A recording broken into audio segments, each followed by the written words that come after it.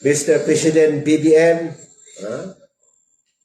Dato Seri Anwar Ibrahim, Prime Minister of Malaysia, and the President of Indonesia, Prime Minister of Singapore, Sultan of Brunei, ilabas ninyo na. Raja King Muhammad Gamal Mamay Hassan Abdul Razak, Sharif al-Sultan Gamal bin Abdul Ghaffar, Jamalo Kiram III, the Sultan of Sulu in North Borneo. Para matapos na tayo, ma-recover na ang lahat. Kasi nandiyan na ang sovereign bank sa Bordato.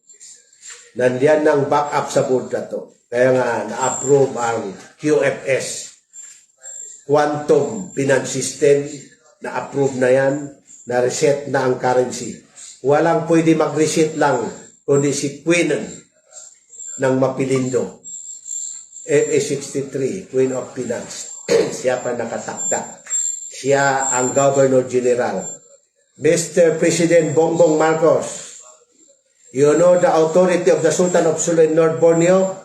I can appoint a President of the Philippine Republic for 72 hours. Even my grandfather, they appoint the one-day Prime Minister Dato' Mustafa to resolve the Sabah in Sarawak. Ngayon,